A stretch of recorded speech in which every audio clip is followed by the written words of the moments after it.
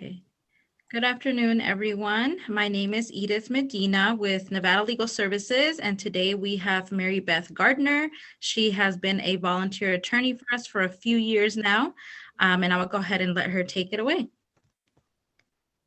Hi, my name is Mary Beth Gardner. I'm a bankruptcy attorney in Northern Nevada. I'm an attorney of many years practice, but only about 8 or 9 years practice with bankruptcies.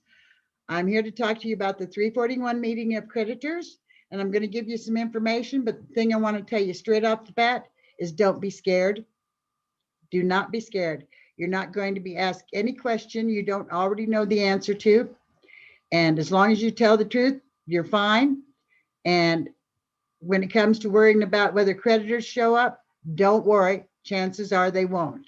Okay. The one creditor that always shows up is Les Schwab. If you owe Les Schwab some money, they will want to make a deal with you, and they're very generous and gracious in the deals that they make. But I'll give you a little background on a 341. A 341 meeting of creditors is statutorily required. The trustee must call the meeting to verify your identity, and that's why you sent in your social security card and your driver's license, and to also verify that the information set forth in your petition, forms, and schedules is accurate and complete. Okay. Now, prior to the 341, you will have sent in some documents to the trustee, and those documents will include 6 months of what they call pay advice. That's pay stubs if you're working a regular job. That's your Social Security statement of benefits letter if you're on Social Security. That's your retirement pension statement of benefits if you're on getting a pension. If you're self-employed, that's your they call it profit and loss statements, but just do a monthly statement of income and expenses. And the 6-month period of time we're talking about is the 6 months prior to filing your bankruptcy. So if you filed your bankruptcy in January, they will want July, August, September, October, November, December. 1st of July through the end of December, pay advice, pay stubs. The trustee will also want 6 months of bank statements. Now that's all bank accounts, anything you're named on. You might say, well, this is my daughter's account or my ex-husband's account or whatever, and I'm just on there in case they die. They want copies of all the statements from all the accounts you're named on. But that's kind of a different 6 months. Say you filed your bankruptcy on January 15th. They'll want bank statements that come to up to include January 15th. Now, the banks don't operate on the same time frame that we all do. So maybe you get your statements that are dated through the 9th of each month. So what the trustee will want is, if you can't get a statement for the next month that includes the 15th of January, he or she will want a printout of your transactions during those other 6 days. Okay. And those transactions, they want you to include not only what you spent, but what income was included. Now, you also provide 2 years worth of tax returns. That's right now it's 2018 and 2019. After April 15th, that'll change to 2019 and 2020. So we'll want pay stubs, tax returns, and bank statements.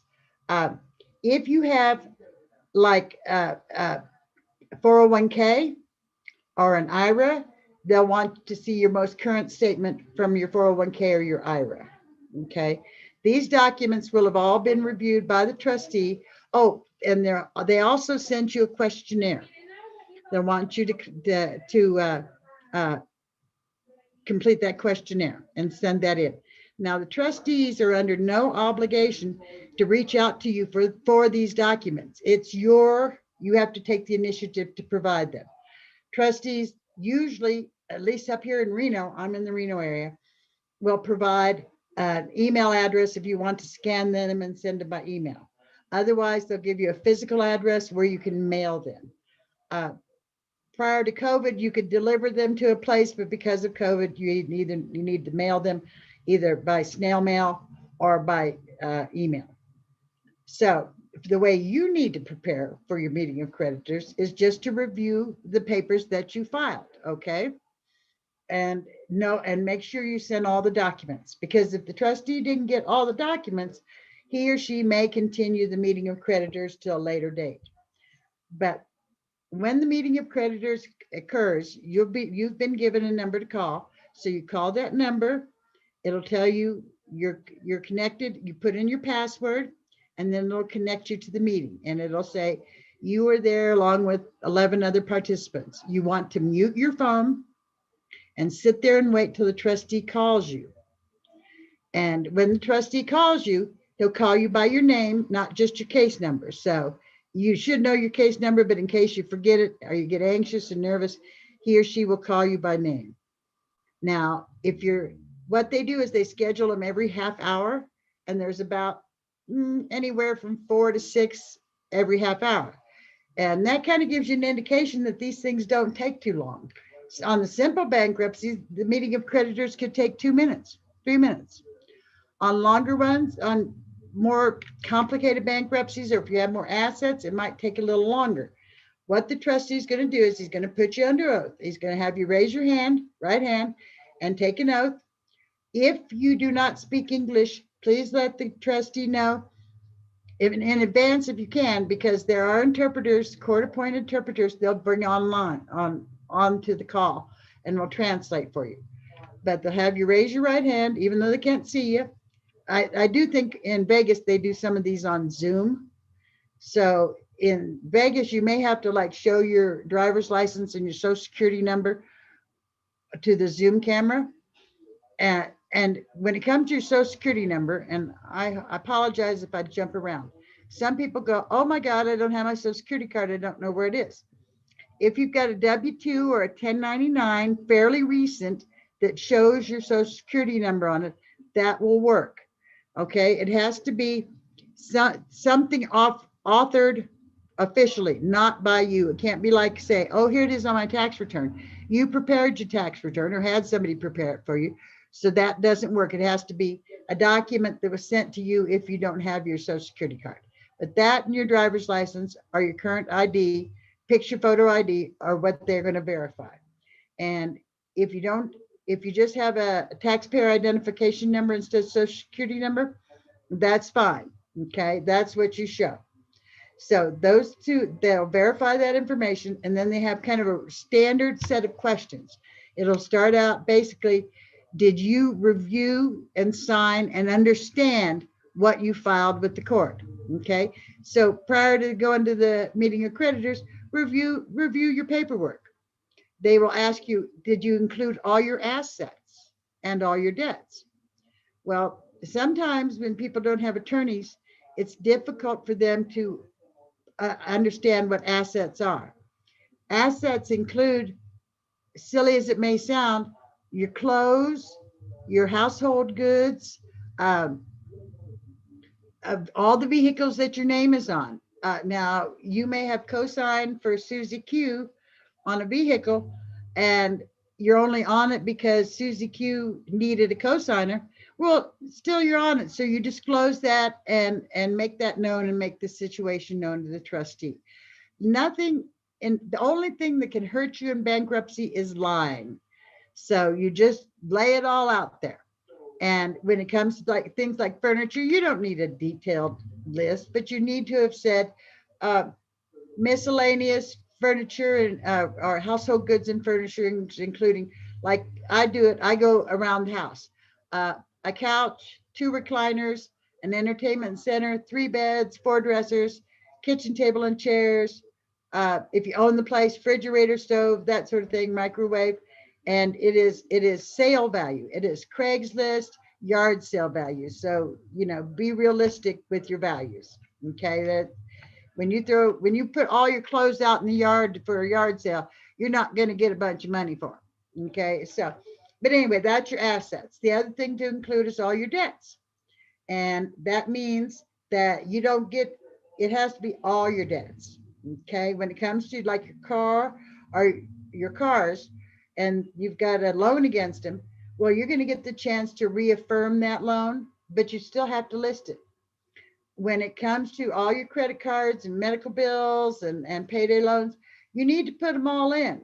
even if you want to keep a credit card, you don't get that option. All the creditors, all what they call unsecured creditors, that means people that are loaning you money to buy things or to, they don't have a secured interest in a vehicle or furniture like Ashley or Moore might have. All those people have to be treated the same. Okay. Now your secured creditors, the ones that have interest in the vehicles, your home, your bedroom suite, whatever, they get to be treated on an individual basis, but otherwise all your creditors have to be listed. So they're going to ask you, did you include all your debts and all your assets? And you want to make sure you did. And if you didn't, you can amend the forms. You could, before the meeting of creditors, if you don't have time to do that or know how to do that, before the meeting, the trustee will tell you that you need to do that. Okay. Let's see, I'm going to check my notes. I apologize. Okay, so, oh, what to expect? Who's going to be there? Okay, on the line will be the other people, or on the call will be the other people that are scheduled at that time and their attorneys if they had them, and the trustee. Okay, when it comes to your meeting, it will more than likely just be you and the trustee. If there are two of you, if you file jointly, you both need to speak up, and because you both need to answer separately. These proceedings are recorded. And so if you're in Vegas and it's on Zoom, that means you both need to be on camera and unmuted when the meeting goes down. Okay. Now, seldom, like I said, seldom everybody's worried the creditor is going to show up. Capital One, Credit One Bank, those kind of people aren't going to show up. People that have sued you, I mean, companies that have sued you, they're probably not going to show up. Okay. Like I said, Les Schwab always shows up. If you are discharging the debt to grandma and your cousin knows about it, your cousin may show up. Okay. That's what I see more often than not, is relatives showing up because they're irritated. Okay. Or if you're discharging a debt to, say, someone who has done, provided some services for you and they're irritated about it, they may show up. Okay. They're only allowed to ask you questions about what's in the petition. So don't worry, it can't get personal. And if it does get rude, the trustee puts the kibosh on it. But seldom does anyone show up. Maybe one in every 20 meetings. And that's kind of, yeah, maybe one in every 20 meetings. And it's usually in more complicated situations. Businesses, they have people show up. Okay. Now, sometimes the U.S. trustee comes in. The U.S. trustee's office is responsible for determining that you are appropriately in a 7 and that you shouldn't instead be in a 13. And you probably figured this out, is that if you make too much money, you have to file a Chapter 13 where you make payments over the course of 5 years. Or if you have certain debts, you might have to go to 13 to make payments. And if you're under the income level, you're in a Chapter 7. Well, if something looks hinky about your income, or they think you might make you and your spouse might make too much money to be in a Chapter 7, the U.S. trustee may come online and ask you some questions.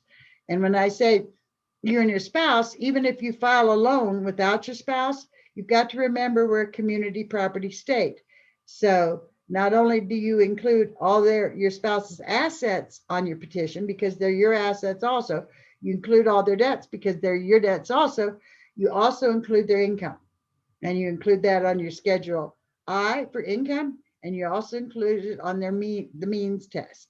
And if you've faltered in this regard, the U.S. trustee may come online just to ask to clarify those situations. Okay, these people are not out to get you. They are all, at least up here in Reno, everybody's very nice, very kind. As a person without an attorney, they are under a bit of an obligation to cut you a little more slack as far as understanding the law. But as far as applying the law, you get no slack. You get, the same applies to you as if you had an attorney. But as far as procedure goes, you get cut a little bit of slack. And that's why everybody will be nice to you. Okay. Let's see now. I'm going to check my notes and I have to do my glasses to do that. Hi, Mary Beth, we do have a question. Yes. Can you explain who the trustee is? Like who is the bankruptcy trustee? Oh, absolutely. Absolutely. The bankruptcy trustee, there are a group of them in Vegas and in Reno. They're appointed by the Department of Justice to protect the interests of the creditors. Okay, they're not there to help you. They review your paperwork and the documents you provide to make sure that you have disclosed everything. And what they're looking for is they're looking for unprotected assets, okay? Assets that are not exempted. If you own two pieces of property and you live on one and have homesteaded it, the other one may become an unprotected asset. If you have extra cars that you have not protected with the wild card exemption, they may look for that. But the trustee is there to verify all of the information in petition, verify your identity, and to check out and see if they see any assets. Okay, they do not take on an accusatory tone. If they may ask, say you have deposits in your bank account of several hundreds of dollars, a few times coming from account 123, and account 123 is not an account set of documents they've disclosed that you've disclosed. Maybe it's your cousin sending you money or whatever. They're going to ask you, what is account 123 and what's this money for? And you just tell them the truth. You say, my cousin, I called her, I was crying. She said she'd send me some money. She sent me a couple times. So the trustee may have additional questions. And as I said, he or she is there to protect the interests of the creditors and not to protect you, but they do not take on an adversarial tone. They very much are, they act very great. They're very gracious and they perform their functions as they are ordered. So, if you do have extra assets, you're going to be prepared. You're going to have to be prepared to talk to them more. A couple of things when you're on the record, they will check like your address. And if you say your driver's license is different from your petition, they will ask you which address you actually live at. Don't recite that address out loud. They don't want that on the record. They don't want that to be public knowledge. They will ask you, is the petition correct or is the driver's license correct? Okay. If you talk about your children for some reason, do not name your children. Again, that's stuff they very much try to protect the record for you. And one thing you will never find discussed out loud or on any document that people can see through public record is your full Social Security number. They protect that to the nth degree. Okay. So, but like I said, the trustees, up here, they're very nice. I think down Vegas might be a little tougher. They might be a little more hardcore, but they also have bigger dockets. I'm going to check my notes again. I apologize. We have one other question, yes. Mary Beth. Somebody has a question. So if you're married, right, but you don't know how to get a hold of your spouse, you don't know anything about their debts or assets, and you haven't been living together. What do you do if you're married but don't share finances anymore? If you're married and living separately, you don't have to worry about your spouse. Okay, that is either if you're legally separated or physically separated. That's just kind of a box you're going to check, and in that case, your spouse's assets and your spouse's debts are none of your business. You don't know them. I mean, it's as if you're a single person, and you may be asked to clarify that. So just clarify it. Like I said, the truth sets you free of debt in this situation. So you can file on your own. Also two people that are legally married but living separately, if it behooves you guys to file together, you can file together. But if you're not living with your spouse and you're physically separated, you don't have to include all your spouse's assets and debts. If it is, now there is kind of a little bit of an exception to that. And I've come across this a couple of times recently, where you have couples that are just very recently separated. Okay. And say the wife is living with her parents, the wife and the kids are living with her parents because it's not safe to be with her spouse. They do want to know about what his assets are. So they will ask you about that. But what is beyond your control is beyond your control, and you just make that known to the trustee. And you have to do your due diligence and your best efforts to include everything. But if you have a stumbling block, you just tell them you have a stumbling block. Okay. It's it's you're allowed to correct mistakes if you make them, and it's called amending the forms. And it's just basically changing the forms to reflect the correct situation and filing new ones and calling them amended. So you'll be given the opportunity to change it if need be. But if he's gone in the wind and you know nothing about where he is or what he's doing, or well, I was going to say, or if he's undocumented. When it comes to undocumented spouses, they cannot file with you because they don't have a TIN or a social security number. Their assets, because this is a community property state, are your assets. So err on the side of disclosing too much. Okay, that's always, when you're on your own, that's better. When you're with a lawyer, you can get, you got a chance to, excuse me, this thing looks back at me. When you're with the lawyer, you've got a chance to figure all that out. But when you're on your own, just candor and complete open and honesty is your best bet.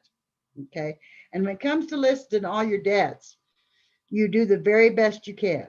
Okay. Now I know some folks, like with medical debts, you may be filing bankruptcy because God forbid you just got out of the hospital with COVID or something. Well, you don't know all your debts. They haven't come in yet. You do your best to disclose everybody. If you need to amend to add a creditor, that costs money. The court's going to charge you $32 to do that. Okay.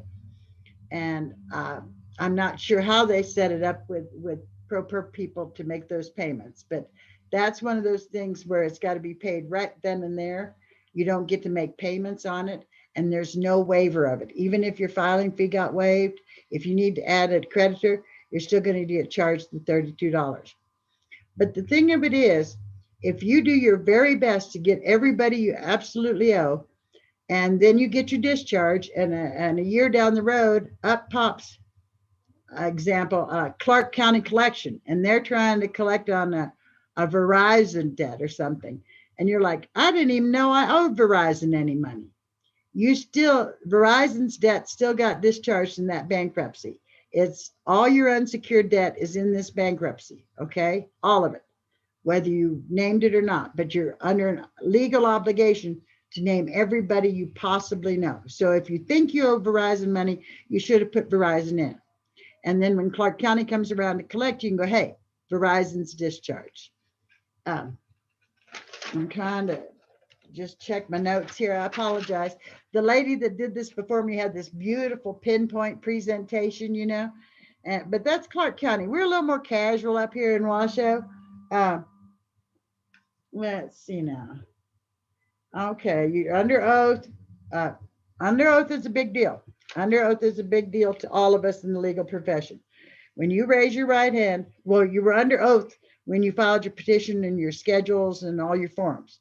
Okay, they can be corrected if you made a mistake, and don't let an error stand. Fix it. Okay, but under oath is a big deal. So that means you tell the truth, the whole truth, and nothing but the truth, under penalty of perjury. So make sure that you do that. Okay, because like I said, the truth gets you debt free. The only thing that can hurt you is a lie. The question that throws everybody off. There is one question the trustees. I was telling you, he's going to verify. He or she's going to verify your identity. They're going to ask you, did you include all your assets? Did you include all your debts? They're going to also ask you if the tax returns you filed are true and correct, copies of the original. They're going to ask you if there's been any change in your employment since you filed. They're going to ask you if you have any lawsuits going or a reason to sue anybody. See, that's an asset, a reason to sue someone. They're going to, they may ask additional questions, like I said, about whose bank account is 1, 2, 3, 4, and why are they sending you money? Okay, that you may get additional questions based on the documents you provided. The question that throws everybody off, okay, why did you decide to file bankruptcy? Okay, there's no wrong answer. Just tell them the truth. You know, I overspent. COVID knocked my. I'm in the services. You know, I work in the casinos. I've been out of work, and you know, unemployment, even with the additional funds, is not cutting it. Medical, whatever reason there is that prompted you to file bankruptcy, you just go ahead and tell them. There's no wrong answer.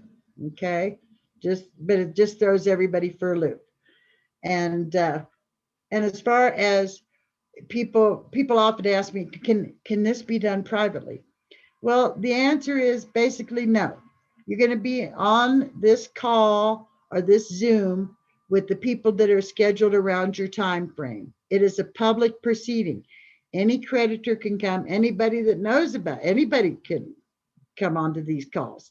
But usually it's just the debtors and their attorneys and maybe a creditor or two for company bankruptcies, sometimes the U.S. trustee.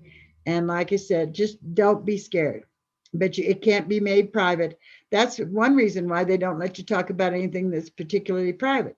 But if the reason you file bankruptcy is particularly humiliating to you, I mean, if the one that embarrasses my clients the most is compulsive gambling, and that's a real problem in this state. Compulsive gambling is a disease, okay? We know that. It's like alcoholism or drug addiction. You fight to overcome it, and that's, you know, by clearing up your debt, you're taking a step. And they won't ask you, well, how many days are you bet free? They won't ask you that. You can just say, well, I got into gambling for a while and, you know, it broke me, you know, and just be honest.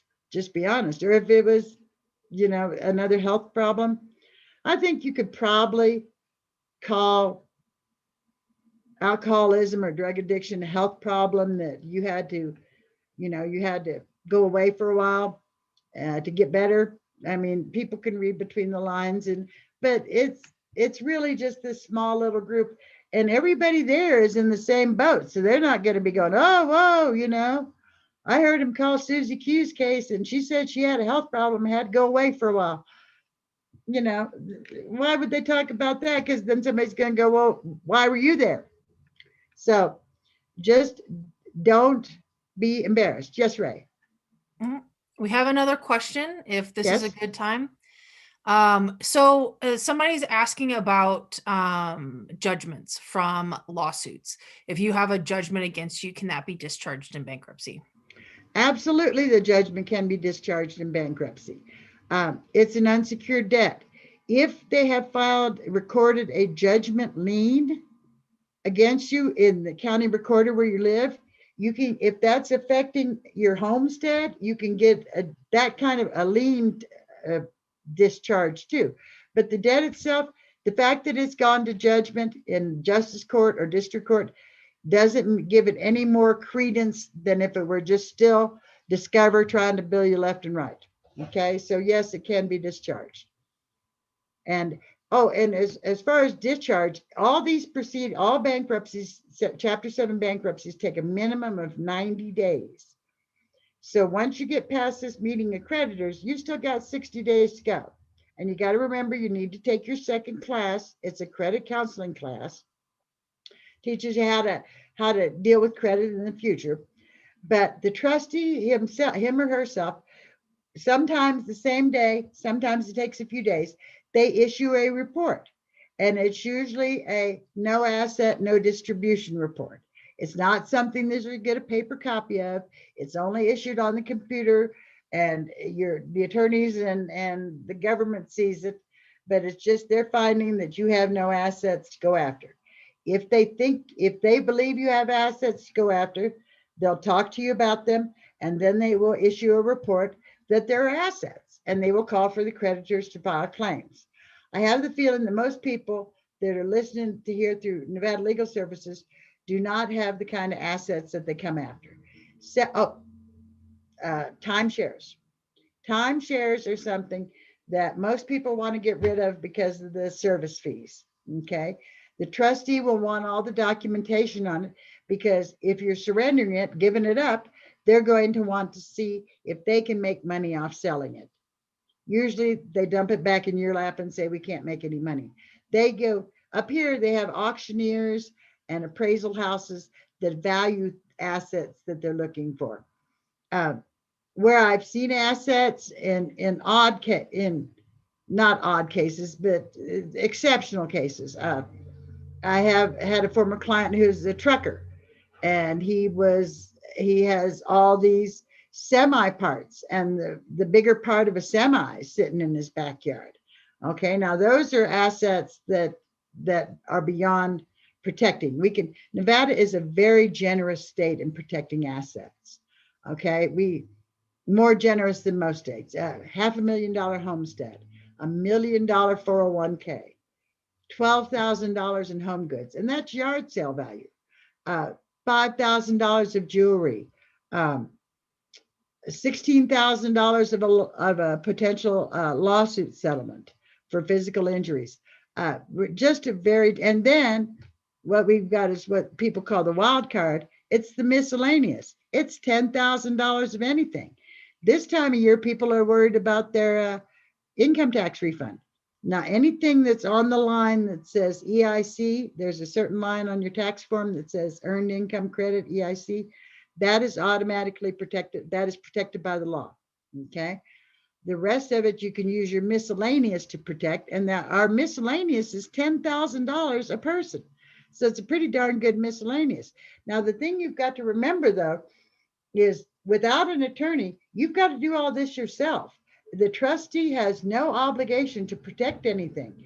Now, if your trustee is a particular hard ass, excuse my French, he or she may look and say, well, I want to see what kind of tax refund you get. And if you have forgotten to schedule that on your Schedule B as an asset and exempt it on your Schedule C as in with an exemption, technically they can go after it. They've got a direct line to the IRS that redirects that tax refund from them to you. So you want to make sure you've protected your income tax refund. Okay. And these are kind of little things that why we always recommend an attorney. Now, if you get into your 341 and your case has got problems, our trustees up here are nice enough that they will say, you need to amend your forms and maybe you better talk to an attorney. Okay. If the trustee says that, then you better talk to an attorney. Okay. And because you're going to have a situation. If you think you qualify for Nevada Legal Aid, Nevada Legal Services, you go through them and see if you do qualify.